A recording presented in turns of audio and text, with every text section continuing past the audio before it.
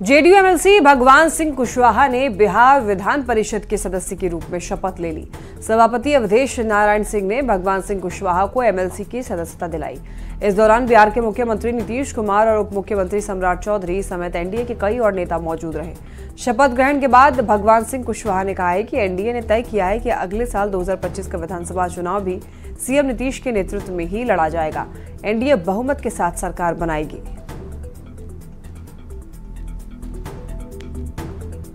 और एनडीए ने तय किया है 2025 का चुनाव भी माननीय नीतीश कुमार जी के नेतृत्व में लड़ा जाएगा।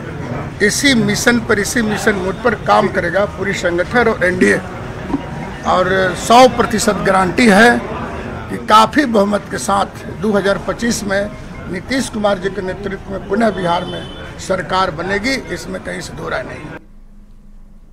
बांग्लादेशी घुसपैठ ये मुद्दा सालों से झारखंड के सियासी गलियारों में गूंजता रहा है। चुनावी मौसम आते ही इस मुद्दे का शोर हर ओर सुनाई देने लगता है और एक बार फिर से घुसपैठ पर नई बहस छिड़ गई है। लेकिन इस बार झारखंड हाईकोर्ट ने इस मुद्दे को उठाया है और न सिर्फ मुद्दे को उठाया है बल्कि प्रदेश सरकार से स्टेटस रिपोर्ट मांगते हुए कड़ी टिप्पणी भी कर दी।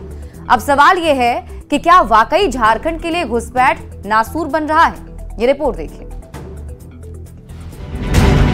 झारखंड में घुसपैठ पर गरमाई सियासत, बदल रही डेमोग्राफी, बॉर्डर इलाकों में आफत। क्या जिहाद लैंड बन रहा संथाल परगना? झारखंड में चुनावी मौसम के बीच घुसपैठ के मुद्दे ने सियासी फिजा की तपिश को बढ़ा दिया है। अब तक जो मुद्दा राजनीतिक गलियारों में गूंजता रहा, उस पर हाईकोर्ट की एक टिप्पणी ने साबित कर दिया कि बांग्लादेशी घुसपैठ सिर्फ सियासी मुद्दा नहीं बल्कि देश की सुरक्षा में एक बड़ी चूक है। दरअसल झारखंड हाईकोर्ट ने एक याचिका पर सुनवाई करते हुए प्रदेश सरकार को आदेश देते हुए कहा कि राज्य सरकार 2 सप्ताह के अंदर शपथ पत्र के जरिए एक स्टेटस रिपोर्ट दायर करे। हाईकोर्ट ने साथ ही देवघर, दुमका, गोड्डा, साहिबगंज, जामताड़ा और पाकुड़ के उपायुक्तों को निर्देश देते हुए कहा वो अपने क्षेत्रों में बांग्लादेशी घुसपैठियों को चिन्हित कर वापस भेजने का काम करें। हाईकोर्ट ने कहा कि झारखंड में बांग्लादेशी घुसपैठियों के प्रवेश पर रोक लगाना जरूरी है।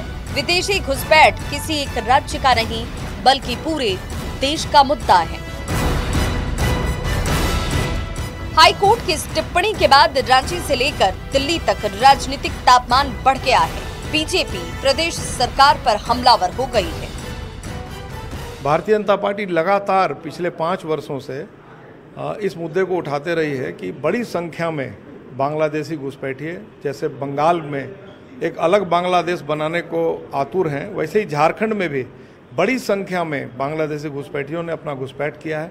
किस तरह से हमारे सीमांत क्षेत्रों में बांग्लादेशी और रोहिंग्या घुसपैठिए जड़ जमाए बैठे हैं। झारखंड जो कि जनजाति समाज के लिए बना था, अब वो जिहादी समाज के लिए बनता हुआ नजर आ रहा है। और इस राज्य में भारतीय जनता पार्टी के लाख प्रयास के बावजूद हम इस राज्य को उन्मादी ताकतों के आगे नहीं बढ़ने देंगे।